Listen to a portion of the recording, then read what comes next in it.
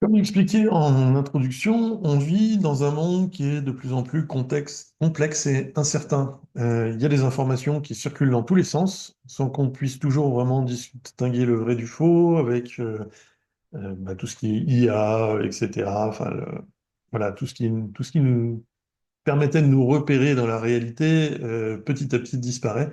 Et, euh, et du coup, l'intégrité et la cohérence, ça devient des points de stabilité qui sont essentiels. Donc c'est important d'agir en cohérence avec ses engagements et, euh, et c'est la première étape pour générer et entretenir la confiance, de s'assurer que nos actes correspondent à nos paroles, de respecter nos engagements, donc mettre en œuvre ce qu'on a annoncé et de communiquer en cas d'imprévu. S'il y a une difficulté qui empêche de tenir un engagement, d'informer les autres, d'expliquer la situation et de proposer des ajustements. Parce qu'une incohérence entre les paroles et les actes, ça peut détruire la confiance. Si une personne affirme une chose et agit d'une autre manière, ça va créer un doute sur tout ce qu'elle pourra dire ou faire à l'avenir. Et donc, c'est important d'être un point de stabilité dans ce monde incertain. Dans un environnement où on ne sait pas toujours qui dit la vérité et quelles informations sont fiables, c'est les personnes intègres et authentiques qui vont devenir des repères précieux. Une personne qui est perçue comme honnête et cohérente, elle va inspirer la confiance, elle clarifie tout ce qui est sûr, euh, ce qui relève de son avis personnel et ce dont elle doute. Elle va fournir des informations fiables ou à défaut, elle va préciser quand elle ne peut pas garantir l'exactitude. Parce que quand on va fournir de fausses informations à quelqu'un, on va le rendre plus stupide, tout simplement. On va biaiser sa vision du monde et on va lui faire prendre des décisions qui sont fausses et donc qui vont aller contre son intérêt. On va empêcher sa capacité à s'adapter à la réalité puisqu'on va l'éloigner de la réalité en lui partageant des informations fausses ou en lui promettant des choses qui ne sont pas vraies ou qu'on ne va pas réaliser. Et donc l'authenticité, c'est vraiment un levier puissant. Le fait de reconnaître ses limites, de savoir dire bah, je sais pas ou je suis pas sûr, ça montre une certaine sincérité et ça invite à la collaboration. Et le fait de se mettre en vulnérabilité, d'admettre ses difficultés ou ses incertitudes, ça privilégie aussi une communication qui est honnête plutôt qu'une espèce de façade de perfection, euh, qui est finalement une attitude un comportement défensif qui incite pas à la coopération. Quand les choses sont très belles, trop belles pour être vraies, ou quand on fait plus attention à son image qu'aux objectifs qu'on essaie de remplir ensemble, on se déconnecte des autres finalement.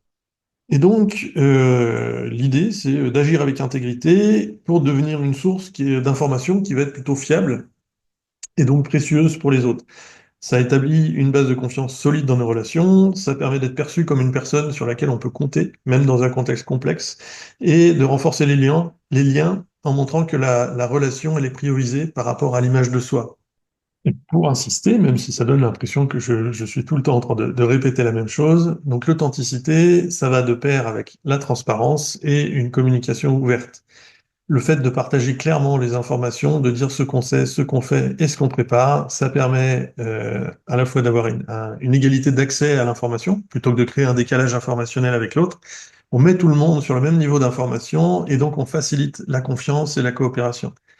Et ça permet aussi de se positionner. Quand on a une information qui est partagée ouvertement, chacun, chacune peut adopter une perspective différente et cette perspective, si elle est perçue comme une contribution et pas comme une imposition, à ce moment-là, elle est mieux entendue. Et ça permet d'ajuster et d'être de plus en plus vrai à chaque fois. Il y a un danger, pour moi, l'implicite, c'est l'ennemi du collectif. Donc les règles implicites, les non-dits, c'est vraiment des ennemis potentiels. Par exemple, les suppositions du type oui, tout le monde sait comment ça fonctionne, ou il n'y a pas besoin de l'expliquer, c'est évident, et ben ça peut créer des malentendus. Et ces malentendus, ils vont engendrer des conflits, des déceptions ou des blocages parfois. Donc c'est important de rendre explicite tout ce qui est important, d'écrire, d'expliquer, de communiquer ouvertement sur les règles, sur les concepts, sur les processus, sur les attentes, sur les rôles, sur les responsabilités qu'on a pris, et d'aller au fond des sujets collectifs. Quand il y a des décisions, des processus qui doivent être validés, il faut s'assurer que tout le monde les comprenne, les accepte et sache comment ils fonctionnent. Parlons un peu maintenant de l'empathie, où l'idée, c'est aussi de comprendre avant de juger. L'empathie, enfin, c'est vraiment essentiel dans nos relations, que ce soit un individuel ou dans un collectif. Comme il est dit en communication non violente, il s'agit vraiment d'aller sur la colline de l'autre.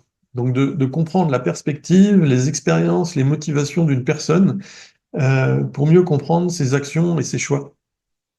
Si j'arrive à me mettre à la place de l'autre, à la comprendre, eh ben, je vais plus facilement accepter ce qu'elle est en train de faire ou pouvoir potentiellement anticiper, même si je ne conseille pas d'essayer d'anticiper sur les besoins, il vaut mieux demander, mais ça permet également d'anticiper certaines choses. Et donc, chaque individu, il agit en fonction de son contexte, de ses expériences et des ressources dont il dispose. On a des parcours différents, on a vécu des choses différentes, on a appris d'autres manières d'agir et on voit le monde depuis un point de vue unique. On a des enjeux qui sont légitimes, ce qu'on cherche à atteindre ou à éviter, c'est légitime dans notre situation, euh, même si ça peut sembler difficile à comprendre ou à accepter au premier abord. C'est-à-dire que c'est pas toujours simple de voir quelqu'un faire quelque chose complètement différent par rapport à mes valeurs, par rapport à ce que j'ai vécu, par rapport à ce qui me semble juste, sans comprendre son point de vue, sans comprendre d'où cette personne part, ou sans comprendre justement sa manière de voir le monde. Et l'idée, c'est en fait, on fait tous du mieux qu'on peut, avec les informations, les compétences et les ressources qu'on a disponibles à un moment donné. Cette phrase que j'aime bien, il n'y a personne qui est là pour nous faire du mal, il n'y a que des gens qui sont là pour se faire du bien. C'est important de pouvoir déconstruire les jugements qu'on va avoir sur les gens. C'est facile de se dire qu'un comportement, voilà, il est stupide ou il n'est pas logique ou etc. Mais il y a pas de personne qui est stupide ou qui est conne. On fait tous à un moment ou à un autre des choses stupides. Ça reflète pas qui on est, mais plutôt un manque d'information, une perspective au moment où on va agir. C'est-à-dire qu'on était, voilà, si je pense à mon passé, à des choses que j'ai fait par le passé, j'ai fait plein de trucs stupides, plein de trucs bêtes. Des fois, j'ai fait du mal à des gens. Et à chaque fois, quand j'y repense, c'était parce que j'avais pas toutes les informations pour agir, c'était parce que j'étais dans un état émotionnel qui permettait pas de prendre des bonnes décisions. Et donc, j'avais des raisons parfaitement valables d'agir comme ça, et j'accepte la responsabilité des conséquences de ces actions, mais je vais pas me juger. J'ai été con à ce moment-là, ça veut pas dire que je suis continuellement con. Et donc, avec une posture empathique, en fait, on va donc comprendre avant de juger, donc chercher à voir le monde depuis la perspective de l'autre, reconnaître l'intention positive, même si c'est un comportement qui nous irrite ou qui génère des émotions désagréables, il n'est pas dirigé contre nous. C'est simplement que dans son contexte, cette personne, elle pensait faire ce qui lui semblait logique ou nécessaire, et renoncer aux projections. C'est pas parce qu'on comprend pas une action qu'elle est malveillante ou insensée. On va pas se projeter dans. On connaît personne en fait. On a juste une image de l'autre dans notre tête. Et c'est toujours important d'aller demander aux personnes pourquoi elles font les choses, qu'est-ce qui est important pour elles, etc. Il y a personne qui connaît personne. Et c'est important de se le rappeler, de toujours mettre à jour l'image qu'on a des autres dans notre tête. Et dans notre rôle, donc on va chercher à faciliter l'empathie des uns et des unes envers les autres. De la population envers les élus et vice-versa, de différentes populations envers d'autres, d'un groupe vis-à-vis d'un autre, d'un acteur, de membres d'une association vis-à-vis de membres d'une autre association, etc. Et donc de donner de l'information, partager les perspectives qui vont aider à comprendre pourquoi l'autre agit de manière si différente. Et c'est super utile en cas de conflit, mais c'est encore plus puissant si on arrive à entretenir cette empathie avant.